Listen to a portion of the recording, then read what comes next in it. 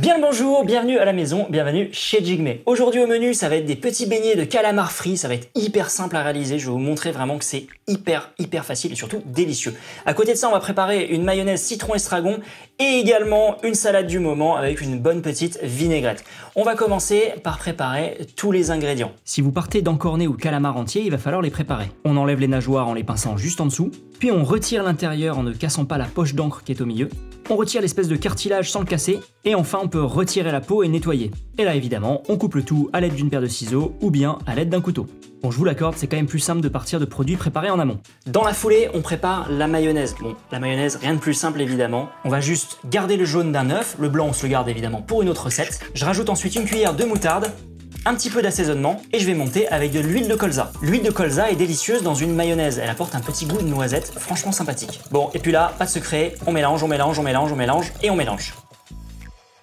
À la fin, je vais rajouter du jus de citron et évidemment de l'estragon que j'aurai fraîchement haché.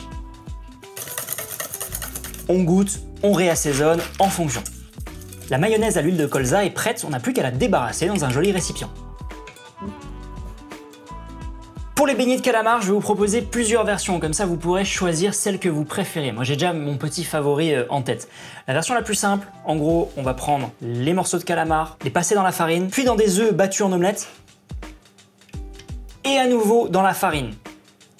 Deuxième variante, farine, dans l'œuf et dans de la chapelure. Et enfin mon préféré, farine, les œufs et de la panko. C'est une chapelure japonaise qui a une texture très agréable. Regardez la différence et choisissez votre préféré.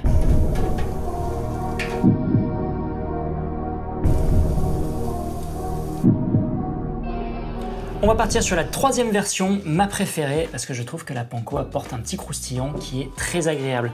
Bon, eh bien allez, au boulot, on prépare tout.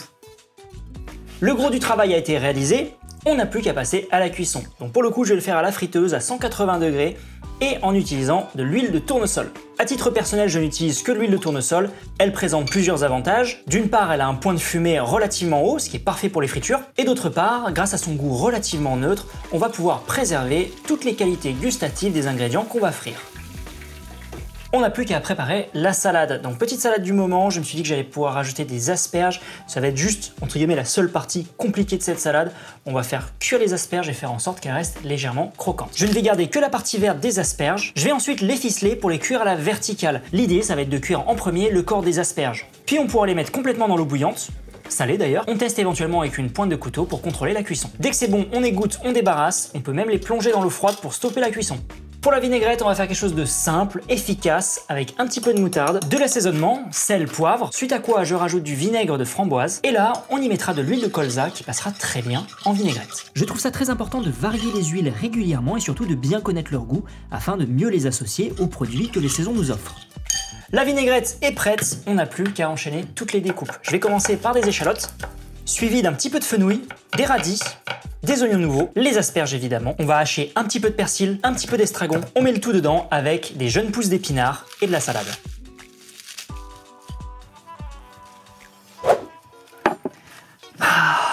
On n'est pas bien là?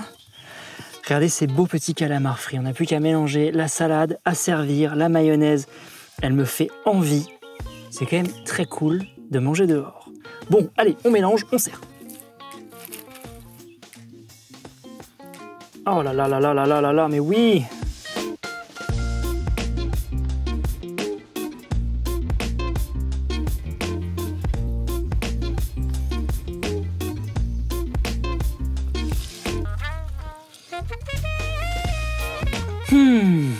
C'est délicieux. Attendez, je reteste juste pour être sûr que c'est vraiment bon.